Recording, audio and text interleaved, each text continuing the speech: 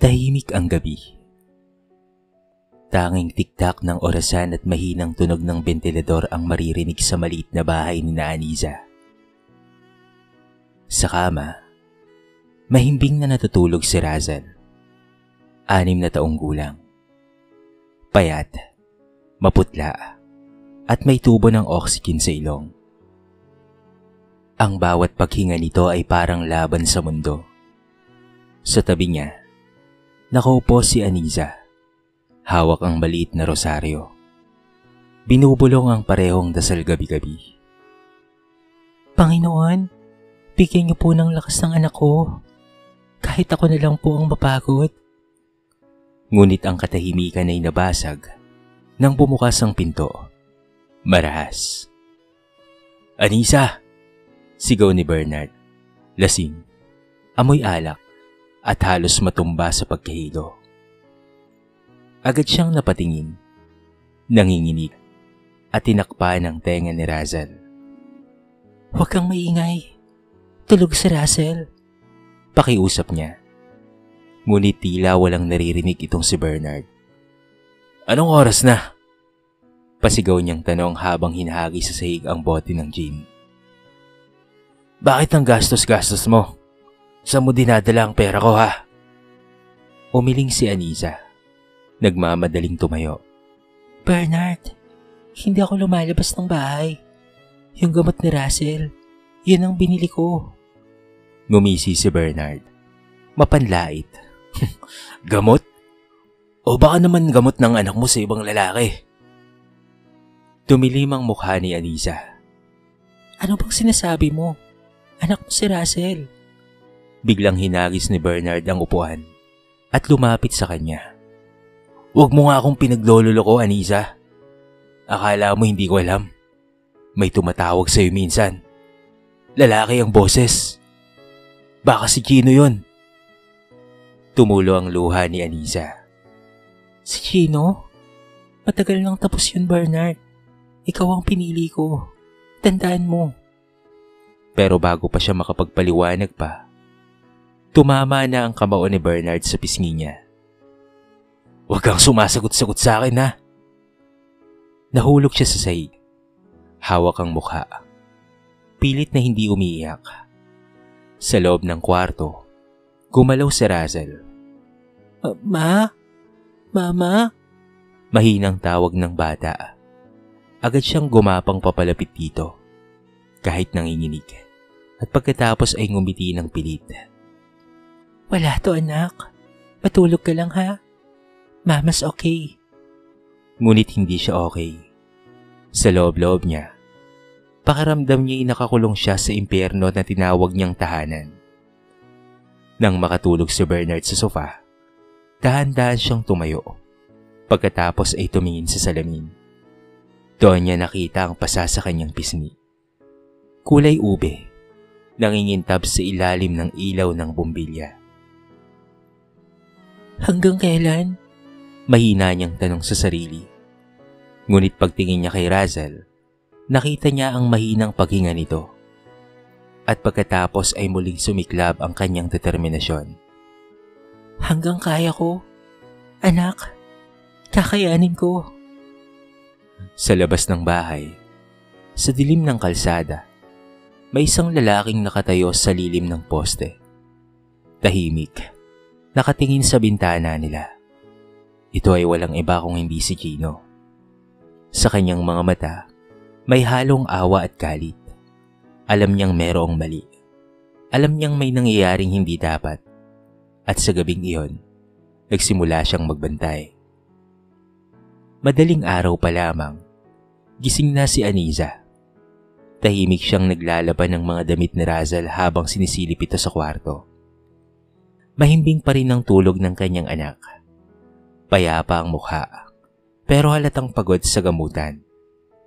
Sa bawat paghinga ni Razal, tila naririnig ni Aniza ang pintig ng puso nitong mahina at mabilis. "Konting tiis na lang, anak." Pulong niya habang pinipiga ang basang labahin. "Pag nakaipon si Mama, mapapatignan ka na ulit sa ospital." Sa mesa, May 2 perasong tinapay at kalahating tasa ng kape. Yun lang ang almusal niya. Hindi siya nagrereklamo. Sanay na siyang unahin ng kanyang anak. Sa tabi ng kalan, nakapatong ang maliit na lalagyan ng pera. 300 na lang. Habang nag-aayos siya ng gamot na Razel, napansin niyang nagising ito. Mama! Mahinang tawag ng bata. Ngumiti siya, kahit pagod na pagod. Good morning, anak. Gusto mo bang kumain ng sopas? Gusto ko po, Mama. Tinulungan niyang maupo si Razel at marahang pinainom ng gamot.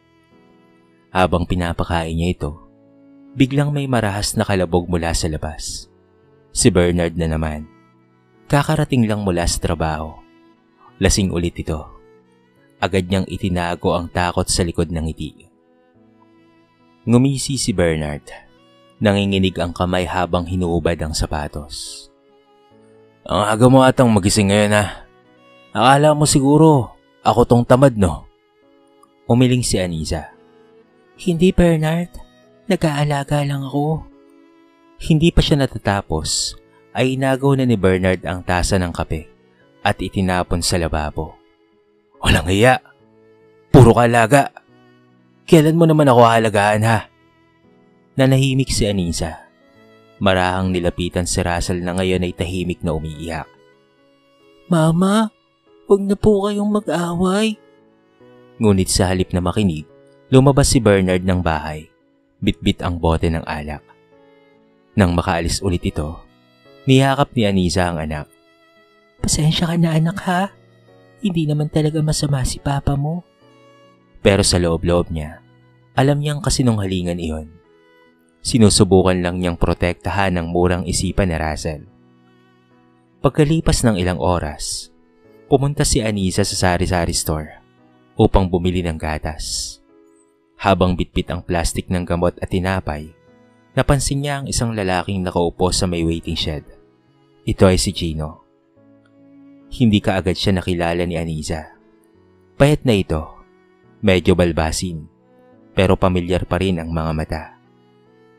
Dagdag po ang kanilang paningin. Parang huminto ang oras. Aniza? Mahinang sabi ni Gino. Halos pabulong. Natigilan siya at natakot. Gino? Ikaw pa yan? Tumango si Gino. Pasensya ka na. Hindi ako lalapit kung hindi ko lang nakita kanina. May mga pasaka. Agad siyang umiwas ng tingin. Wala to. Nahulog lang ako. Ngunit sa tono ng boses niya, halata ang sakit na itinatago. Kung kailangan mo ng tulong. Hindi na, Gino. Putol ni Aniza. Ayokong lumala pa ang gulo. Bitbit ang plastik.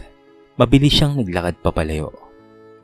Habang pinagmamasdan ni Gino ang papalayong si Aniza, napakuyom siya ng kamao. Alam niyang may nangyayaring mali. Alam niyang kailangan niyang gumawa ng paraan. At mula sa araw na yon, sinimulan niyang bantayan muli ang babaeng matagal na niyang minahal. Tahimik sa malayo, pero handang lumapit sa oras ng panganib. Mainit ang araw ng sumunod na linggo. Habang naglalakad si Aniza sa palengke, bitbit ang eco bag na puno ng gamot. Biglang sumakit ang dibdib niya. Hindi dahil sa pagod, kung hindi dahil sa takot. Naramdaman niyang may mga matang nakatingin sa kanya. Nilingon niya ang paligid, pero wala namang kakaiba. Marami lang tao. Maraming ingay. Kaya't nagpatuloy siya sa paglalakad pauwi. Sa kabilang kalsada, nakamasid si Gino.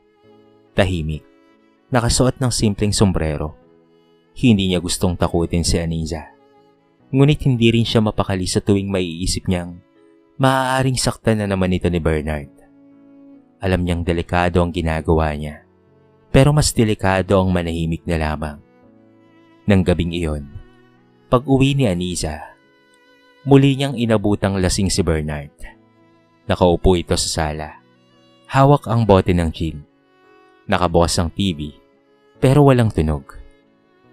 Bakit ang tagal mo ha? Malamig na tanong nito.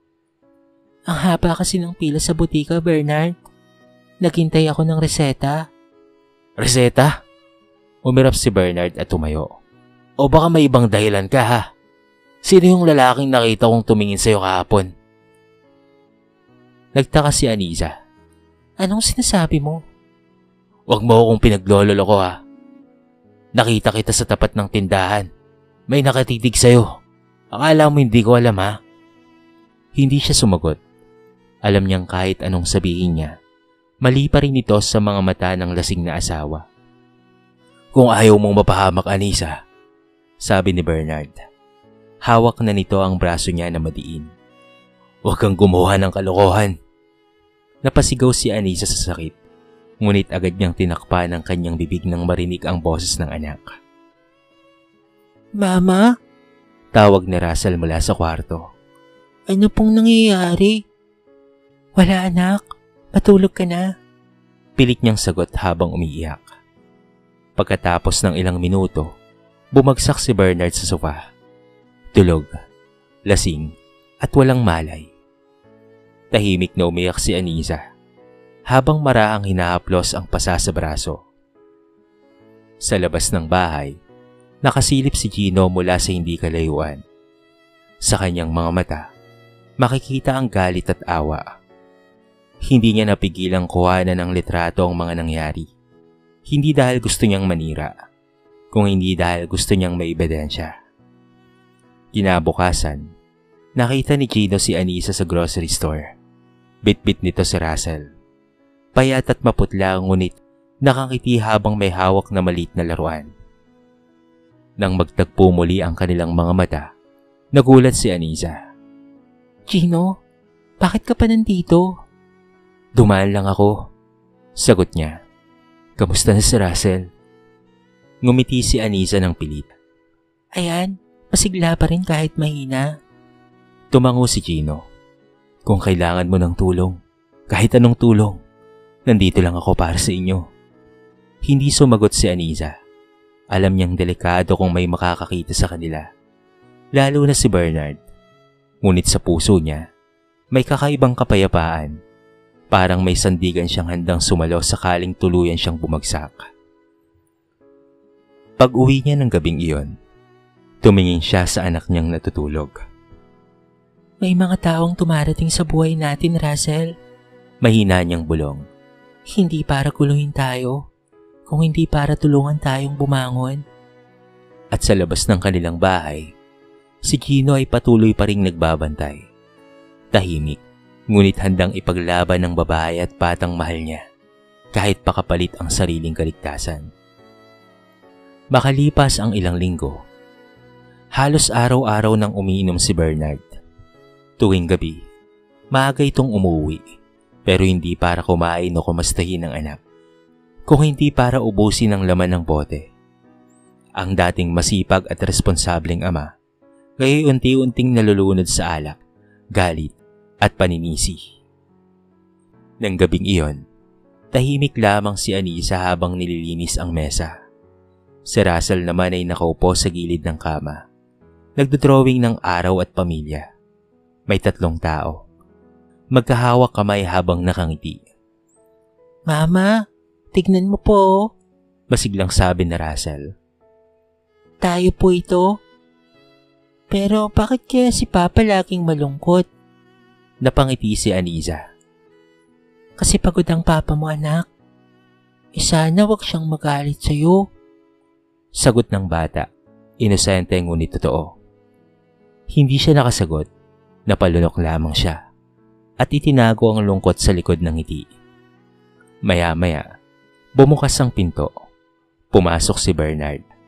Lasing na naman at may dalang bote ng gin at yosi. Anisa! Sigaw niya. Bakit walang ulam? Ano tong sinigang na puro sabaw ha? Wala pa akong kita, Bernard. Wala na ring bigas. May hinawan niyang sagot. Ngumisi si Bernard. Mapanlait. Yan na naman tayo eh. Wala kang silbi. Kung hindi dahil sa anak natin, matagal na kitang pinalayas. Napasinghap si Anisa sa sakit ng salita. Pero mas masakit pa ang makita niyang Lumapit si Bernard kay Russell. Hawak ang bote ng alak. Ito ang dahilan kung bakit ako nalulunod dito eh. Sigaw ni Bernard. Itinuro ang bata. Kailangan ko na ng pera para sa kanya. Pero sino bang gumagawa ng paraan? Iba ako. Tumayo si Anisa. Lumapit habang nanginginig. Bernard, huwag mo siyang idamay. Bata yan. Huwag mo nga akong sinasagot-sagot dyan. Sigaw ni Bernard habang itinutulak si Anisa papalayo. Nahulog siya sa sahig. Nasamid sa pag-iyak. Si Russell naman ay napahawak sa dibdib. Hingal na hingal. Mama, masakit po. Agad siyang bumangon at niyakap ang anak. Tama na, Bernard. Tama na. Maawa ka naman sa anak mo.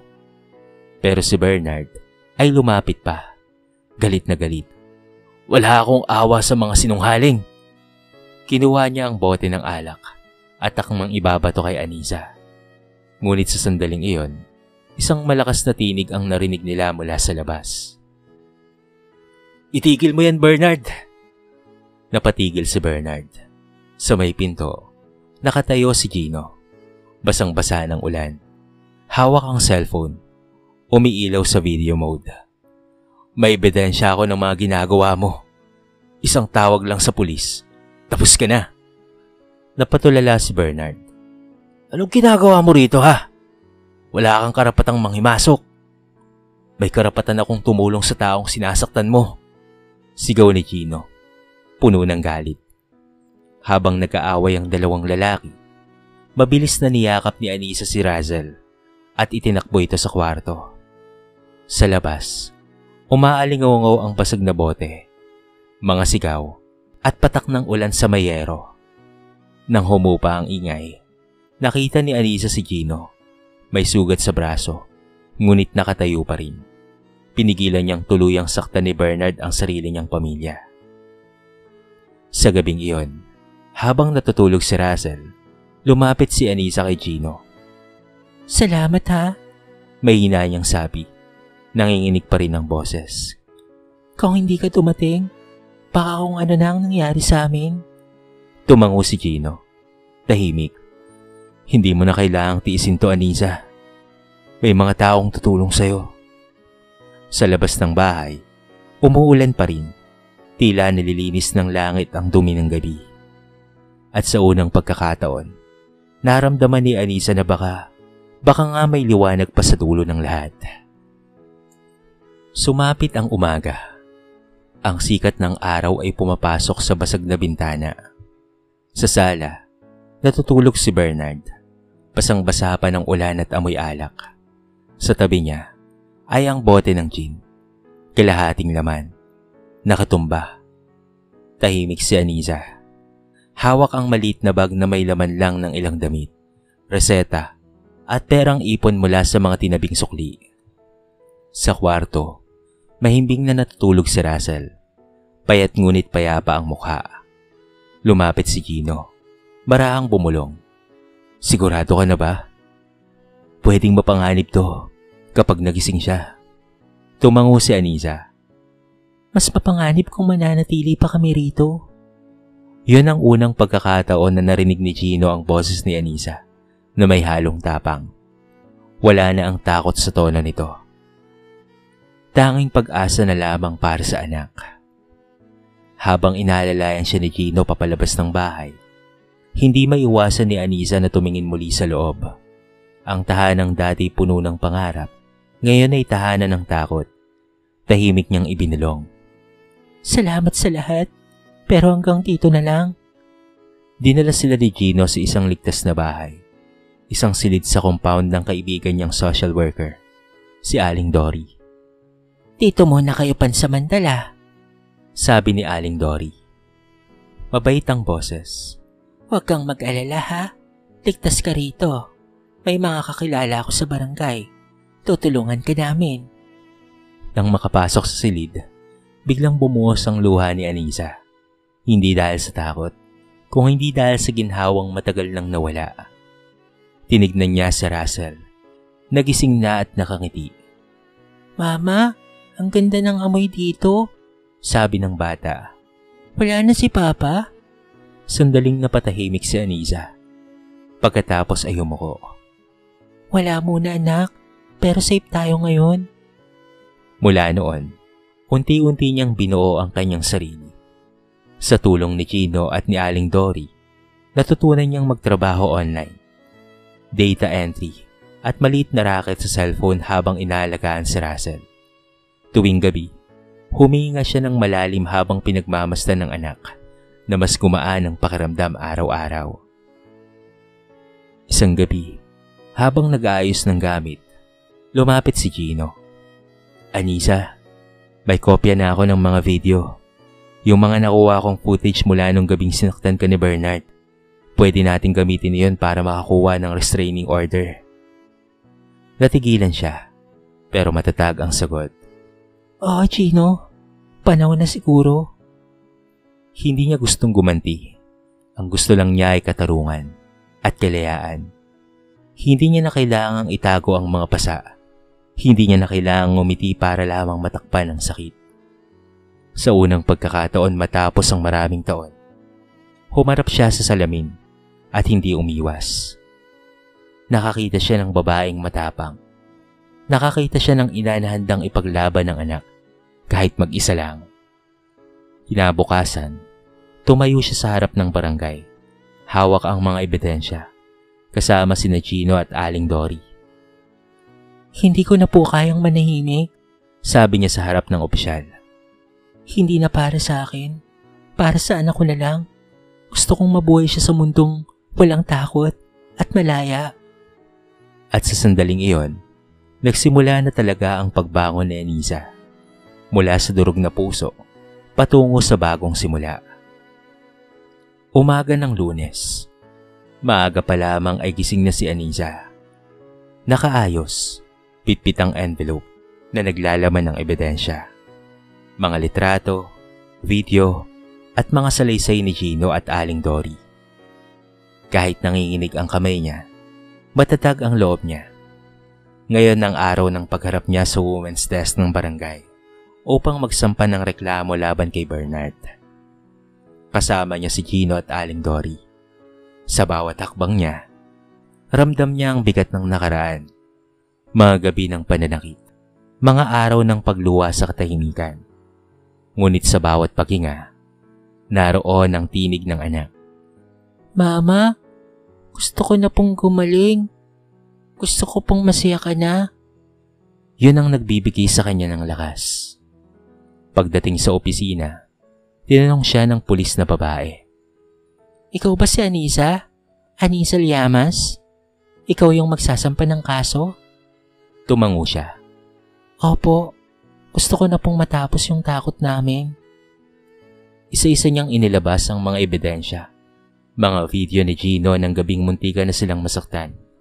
Mga larawan ng pasa sa braso at mukha. At ang medical report ni Russell. Tahimik ang buong opisina habang pinapanood ang mga iyon. Pagkatapos, marahang sabi ng opisyal. Huwag kang mag-alala, Aniza. Sa wakas, maririnig ka na ng batas. Lumipas ang ilang araw. Inaresto si Bernard matapos isampa ang kaso. Puno ng sigawan at kaguluhan ng umagang iyon. Umahagulgol siya habang sinasakay sa mobil. Ano? Ako pa ang masama? Ako ang nagtatrabaho para sa kanila?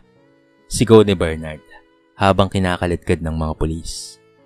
Sa gilid ng kalsada, pinagmamasdan ni Aniza ang eksena. Walang galit sa mga mata niya. Tanging pagod at awa.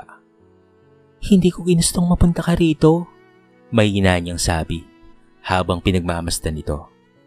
Pero kailangan kong protektahan ang anak natin. Lumapit si Gino.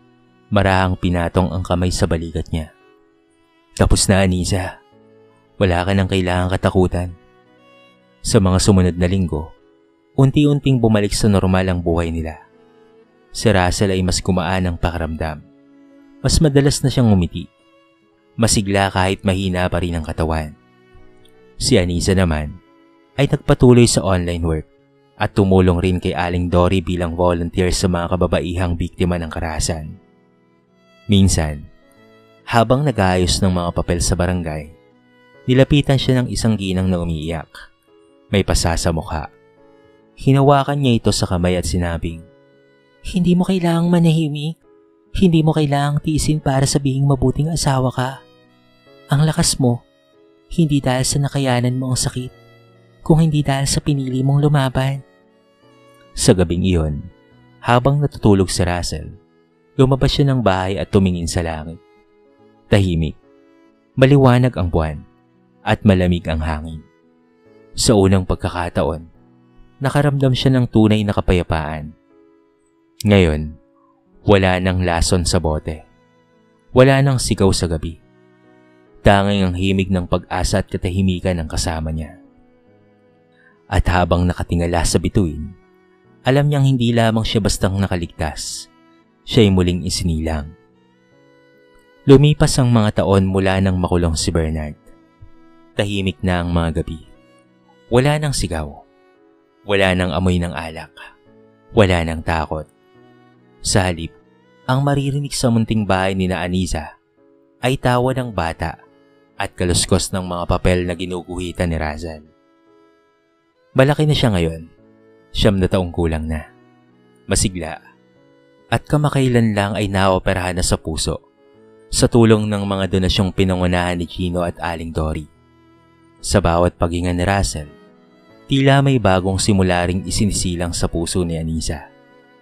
Isang umaga, habang nagluluto ng sinangag, narinig niya ang tinig ng anak. Mama, si Tito Gino po dumating. Pagkaharap niya, naroon si Gino sa pintuan. May bitbit na bulaklak at maliit na kahon ng laruan. Good morning, bati nito. May ngiti sa labi. Naisip kong dumaan, may dala akong pasalubong para sa mag-ina kong paborito. Ngumiti si Aniza. Mahina pero totoo. Salamat, Gino ha. Hindi mo na kailangang mag-abala pa. Hindi ito abala, sagot ni Gino. Sa ito sa mga bagay na nagpapasaya sa akin. Habang kumakain sila, masigla si Russell. Nagkikwento patungkol sa eskwela. Mama, Tito Gino, sa play namin sa school, ako po yung araw. Sabi ni teacher, maliwanag daw ang ngiti ko. Natawa si Gino. Bagay sa'yo, Russell. Kasi kahit noong may sakit ka pa, palagi kang liwanag ni mama mo. Pagkatapos kumain, lumabas silang tatlo sa bakuran. Tahimik silang naupo sa ilalim ng puno ng mangga. Pinagmamasdan ng unti-unting pagsikat ng araw. Ang langit ay kulay ginto, ang hangin ay malamig, at ang paligid ay puno ng mga bagong simula. Mama, tanong na Russell, bakit po kayo laging nakatingin sa langit? Ngumiti si Aniza. Kasi anak, tuwing nakikita ko ang araw, naaalala ko na kahit kaano kadilim ang gabi, sisikat pa rin yan katulad natin. Tahimik lang si Gino. Pinagmamasdan silang mag-ina. Hindi niya kailanman sinubukang palitan si Bernard sa buhay ni Russell. Ngunit sa bawat araw na kasama nila, alam niyang unti-unti siyang nagiging sandigan nila. Sa mga mata ni Aniza, makikita ang kapayapaang matagal nang ninakaw sa kanya. Hindi man sila bumalik sa dating pag-ibig, may bagong klase ng pagmamahal sa pagitan nila. Marangal, tahimik, at totoo. Kinagabihan, habang pinapatulog si Russell, nilapitan ni Aniza si Gino. Maraming salamat, Gino ha. Kung wala ka, baka hanggang ngayon, nasa dilim pa rin kami. Umiling si Gino. Hindi ako nagligtas sa inyo. Ikaw ang nagligtas sa sarili mo, Aniza. At pati sa iyong anak. Ako lang ang tumulong na makita mo ang daan papalabas. Napangiti si Aniza. Tumulo ang luha. Pero ngayon ay luha na ng pasasalamat, hindi ng takot. Tumingin siya sa langit, kung saan kumikislap ang mga bituin. Salamat po, Diyos. Bulong niya.